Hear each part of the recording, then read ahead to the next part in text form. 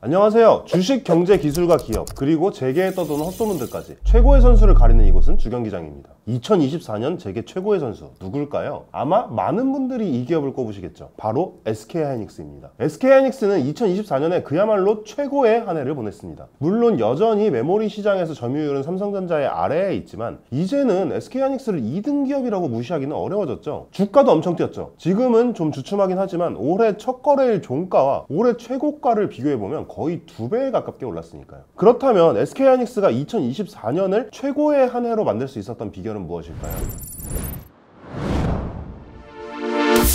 첫 번째는 뭐니뭐니 해도 경영진의 뚝심입니다. 지금처럼 HBM이 대세가 된 상황에서는 정말 믿기 어려울 정도로 HBM은 원래 유망한 사업이 아니었습니다. 삼성전자도 SK하이닉스처럼 HBM을 생산하고 있었지만 미래가 안 보인다면서 HBM 사업에서 한 차례 철수하기도 했을 정도죠. 하지만 SK하이닉스는 달랐습니다. 진짜로 인공지능 시장이 활짝 열릴 거라고 예측해서 HBM을 놓지 않고 끝까지 끌고 왔을 수도 있는 거고, SK하이닉스가 세계 최초로 개발해낸 타입의 메모리 반도체다 보니까 그냥 미련 때문에 놓지 못했던 걸 수도 있죠. 의도야 어쨌든 결과적으로 이 결정은 최고의 결정이 됐습니다. 조금 과장 보태서 얘기하면 저는 반도체 업계 역사상 최고의 한 수가 아니었나 싶을 정도예요. 모두가 알다시피 대 AI 시대가 열리면서 대 SK하이닉스의 시대도 같이 열려버렸으니까요. 현재 인공지능 산업을 주도하고 있는 엔비디아의 주문을 하이닉스가 싹쓸이하고 있죠. 이게 하이닉스가 HBM을 끝까지 놓지 않고 계속해서 기술력을 높여온 결과라고 할 수 있겠죠. 두 번째는 시장 상황에 따른 유연한 전략 전환입니다. 다들 기억하실 거예요. 몇 년 전까지만 해도 반도체의 겨울이니 뭐니 하면서 메모리 기업 다 죽는다 이런 소리 나올 정도로 힘들었잖아요. 미국 증권가에서 나왔던 윈터 이즈 커밍 보고서는 아직도 회자될 정도죠. 그때 SK하이닉스는 누구보다 재빠르게 메모리 반도체 감산을 결정했습니다. 삼성전자가 끝까지 우리는 감산 안 한다 하고 버티다가 결국 마지막에 가서야 감산을 결정한 것과 대조적이죠. 반도체 업계에서는 삼성전자가 이때 메모리 감산 안 하고 버텼던 게 엄청난 악수였다고 평가하는 사람들이 많거든요. 반대로 보면 SK하이닉스의 재빠른 감산 결정은 상당히 유연한 대처였다고 볼 수 있겠죠. 그리고 이런 유연함은 HBM 분야에서도 그대로 드러납니다. SK하이닉스는 지금 그야말로 HBM 캐파 확보에 기업의 사활을 걸고 있다고 해도 과언이 아닐 정도로 발빠르게 HBM 생산량을 늘려가고 있습니다. 생산 장비도 원래 인도 일정보다 2-3개월씩 빠르게 당겨서 받고 기존 D램 생산 라인 중 일부를 HBM으로 돌리고 있기도 해요. 이런 상황을 잘 보여주는 지표가 다름 아닌 SK하이닉스의 매출추입니다. SK하이닉스의 IR 자료에 따르면 SK하이닉스의 3분기 HBM 매출은 2분기 대비 70% 이상, 2023년 3분기 대비는 330% 이상 증가했어요. 전체 매출이 아니라 HBM만 따로 뺀 매출 얘기입니다. 물론 평균 판매 가격 상승도 한몫했겠지만 많이 팔았다는 건 그만큼 많이 만들었다는 거기도 하거든요. 마지막으로는 아주 적극적인 인재 영입 전략을 얘기할 수 있을 것 같습니다. SK하이닉스가 올해 하반기에만 경력직 채용을 몇 번 했는지 아세요? 무려 3번 했습니다. 심지어 아직 올해 하반기가 다 간 것도 아니잖아요. 그런데 3번이나 뽑았어요. 사실 우리나라의 메모리 반도체 만드는 기업이라고 하면 삼성전자랑 SK하이닉스밖에 없잖아요. 그러니까 SK하이닉스가 경력직을 뽑는다는 얘기는 삼성전자 직원들 넘어오세요 하는 거랑 큰 차이 없거든요. 그리고 SK하이닉스가 삼성전자보다 워라밸이라던가 급여 같은 측면에서 더 낫다는 얘기가 많거든요. 거기다가 HBM으로 비전까지 보여주고 있으니 사람들이 아무래도 혹하겠죠. 심지어 최근에는 하사마맨들도 받는다는 얘기가 나와요. 사실 기업 입장에서는 좀 괘씸할 수도 있잖아요. 그런데 하사마맨들이 점점 많아지면서 이런 인재들도 적극적으로 영입하기 시작했다는 거죠. 그리고 이렇게 인재가 하이닉스로 쏠리는 현상은 절대로 그냥 HBM이 잘 나간다고 자연스럽게 생긴 현상이 아닙니다. 하이닉스 경영진의 정말 과감한 결단이라고 봐야죠. 왜 그런 말 있잖아요. 우리나라 기업들은 3명이 일해야 할 일에 2명만 뽑아서 일 시킨 다음에 그걸 어떻게 하면 1명에게 다 시킬 수 있을지 고민한다. 그런데 우리는 그런 거 신경 안 쓰고 돈 팍팍 써서 좋은 인재를 데려오겠다 이런 거거든요. 단순한 결정이 아니라 생각보다 거창한 전략 차원의 얘기라고 봐야 돼요. 실제로 삼성전자 인력이 SK하이닉스로 넘어가고 있다는 사실은 하이닉스의 전략이 어느 정도 성공을 거뒀다는 방증으로 봐야겠죠. 오늘은 연말을 맞아 2024년에 가장 잘 나갔던 기업 SK하이닉스 얘기를 해봤는데요. 사실 하이닉스 얘기는 여기서 끝나지 않습니다. 왜냐면 아직 하나 못 다룬 게 있잖아요. 우리가 SK하이닉스 하면 맨날 떠올리는 HBM 말고 사실 중요한 사업이 하나 더 있죠. 바로 낸드 플래시. 주경기장 연말 특집 후반전에서는 SK하이닉스의 낸드 플래시 사업에 대해 한번 살펴보도록 하겠습니다.